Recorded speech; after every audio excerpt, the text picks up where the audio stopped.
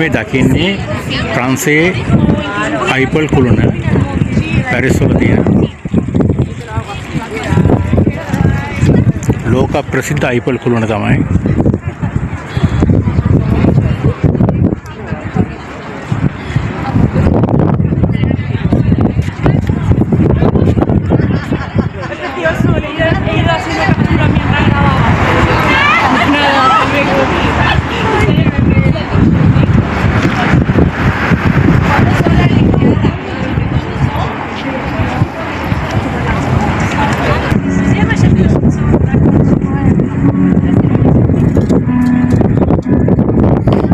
අයිපල් කුළුණේ උස ගැන කියනවා නම් මේ අයිපල් කුළුණේ උස මීටර් 324ක් උසයි.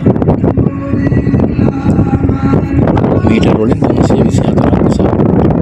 අඩි වලින් කියනවා නම් අඩි 972ක්. අඩි 972ක් උසයි.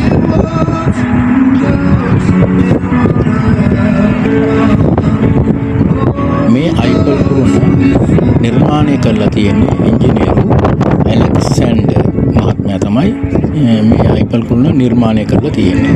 ඩිසයිනර් ඇලෙක්සැන්ඩර් කියන මහත්මයා. මේ මහත්මයාට තව මේක ඩිසයින් කරන්න තව උදව් වෙලා තියෙනවා ඉංජිනේරු 25 දෙනෙක්. ඉංජිනේරු 25 දෙනෙක් එකතු වෙලා ඉංජිනේර ඇලෙක්සැන්ඩර් කියන ප්‍රධාන ඉංජිනේරු. ඒගොල්ලෝ ඔක්කොම ප්‍රංශ ජාතික. මේ අයිපල් කුළුණ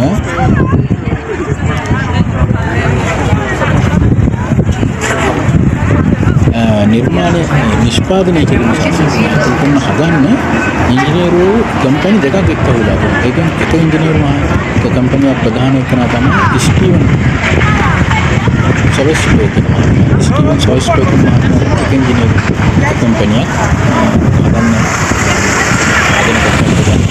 දෙකක් එකතු වෙලා තියෙනවා. ඒක එක කම්පැනියක් තමයි සොයිස්බර්ග්. අනිත් කම්පැනි ප්‍රධානිය තමයි මොරිස් කොම්ලින් කියන මහත්මයා. මොරිස් කොම්ලින් කියන ඒ ඔක්කොම ප්‍රංශ ජාතික. ඒ කම්පැනි ස්ටීවන් කියන මහත්මයා මොරිස් කියන මහත්මයාත් ඒ දෙගොල්ලෝ එක්ක තමයි මේක හදලා තියෙන්නේ අයිපල් කුළුණ.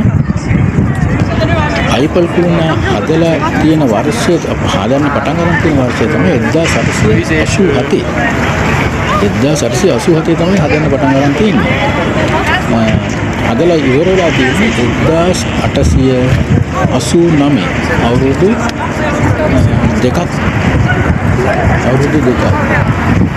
අවුරුදු දෙකයි මාස දෙකයි දින 5ක් ගිහින් තියෙන හදන්න.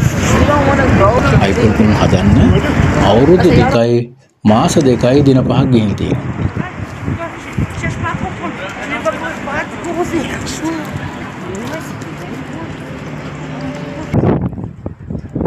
ඒ වගේම මේ අයිපල් කුළුණ සෑදීමට යකඩ කොච්චර ගිහින් තියෙනවද කියලා ඔයගොල්ලෝ දන්නවද? යකඩ ටොන් 7300ක් ගිහින් තියෙනවා. යකඩ ටොන් 7300ක් ගිහින් තියෙනවා මේ අයිපල් කුළුණට ගිහින් තියෙන යකඩ ප්‍රමාණය. ඒකෙන් වාතු යකඩ කියන්නේ ජොයින්ට් කරන තැන්. දැන් යකඩ ඔක්කොම වෙල්ඩින් කරලා නෙමෙයි මේකේ තියෙන ඔක්කොම ජොයින්ට්. ඒ ජොයින්ට් කරපු තැන් 18000ක් ගිහින් තියෙනවා. ජොයින්ට් කෑලි 18000ක් ගිහින් තියෙනවා. වාතු යකඩ කොටස් 18000ක්. ඇන මුරිච්චි ගිහින් තියෙනවා. ඒ කියන්නේ නට් ඇන්ඩ් බෝල්ට් 250000ක්. විශාල ප්‍රමාණයක් ගිහිල්ලා. ඒක ඇන මුරිච්චි 250000ක්. ඒ යකඩ ජොයින්ට් කරන රිවට් ගහලා තියෙන ගොඩක් තැන් වල බෝල්ට් ඇන දාලා තියෙන ගොඩක් තැන් වල ඒ ඔක්කොම ඇන මුරිච්චි ගිහින් තියෙනවා 250000ක්. ඒ වගේ විශාල මහන්සියක් වෙලා තමයි මේ අයිපල් කුළුණ හදලා තියෙන්නේ. 1887 හදන්න පටන් අරන් තිනවා. 1887 ජනවාරි 28 වෙනිදා පටන් අරන් තින්නේ. වැඩ ඉවර වෙලා තියෙන්නේ. වැඩ ඉවර වෙලා ජනතාවට ඒක භුක්ති විඳින්නේ. ජනතාවට ඒක විවෘත කරලා තියෙන්නේ 1889 මැයි 6 වෙනිදා.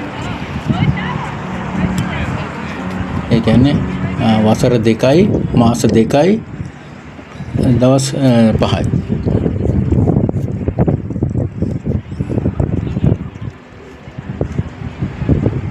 ගොඩක් අය මේ iPad එක දැක්කට දන්නේ නැහැනේ මේක කොහොමද කොයි කාලේ හදපු එකක්ද කවුද හැදුවේ එතකොට කවුද මේක ඩිසයින් කළේ මේ යුරෝප රටවල ඒ තම තමන්ගේ රටේ ඉංජිනේරුවෝ තමයි ඔක්කොම වැඩ කරන්නේ.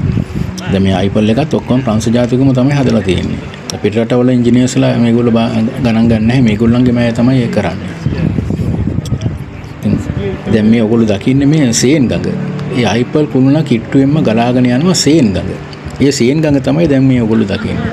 ඒ සේන් ගඟ ඇවිල්ලා ඒක ගැනත් මම දැන් වෙනම වීඩියෝ එකක් ඔයගොල්ලන්ට පෙන්නන්නම්. ඔයගොල්ලෝ මගේ මේ channel එක subscribe කරලා ඔයගොල්ලෝ බලන්න. එතකොට තියෙනවා මේ සේන් ගඟ ගැනත් මම කියනවා. මේ ගඟත් විශාල දිග ගඟක්. දැන් මේ ගඟේ විශාල බෝට්ටු යනවා. ඒ දැන් ඔයගොල්ලෝ දකින්නේ ප්‍රවාහන බෝට්ටු. බඩු ප්‍රවාහනය කරන එකක් තමයි ඉස්සරහින් දකින්න බෝට්ටුව. පිටිපස්සේ යන්නේ මගී ප්‍රවාහන එකක්. මේ ඒ මගී ප්‍රවාහනයවත් හරි ලස්සන විශාල බෝට්ටුව නිතරම යනවා මිනිස්සුන්ට මේ ගඟේ යන්න පුළුවන් බෝට්ටු වලින්. විශාල බෝට්ටු පොඩි ඒවා නෙමෙයි. මිනිස්සු ගොඩක් ප්‍රමාණයක් නැගලා යනවා. වට දෙපැත්තේ නවත්තලා තියෙනෙත් ඒ බෝට්ටුන් නවත්තලා තියෙනවා. රෙස්ටුරන්ට් නවත්තලා තියෙනවා. රෙස්ටුරන්ට් දෙනවා මේ ඒ කියන්නේ මිනිස්සුන්ට කෑම කන්න. දැන් මෙතන විශාල සංඛ්‍යාවක් එනවනේ බලන්න. හැම රටකෙම ගොඩක් ලෝකේ තියෙන රටවල් වලින් ඔක්කොම iPad කුළුණ බලන්න එනවා. ඒ එනෑන්ට කෑම කන්න තමයි බෝට්ටු රෙස්ටුරන්ට් තියෙනවා දෙපැත්තේ ගඟේ. ඒ රෙස්ටුරන්ට් වලට ගිහිලා කෑම කන්න පුළුවන්. ඒක ලොකු බෝට්ටු විශාල බෝට්ටු ප්‍රමාණයේ බෝට්ටු. ඒ කාර් එකකුත් තියෙනවා. පිටිපස්සෙන් එන්නේ මගී ප්‍රවාහනය කරන එක.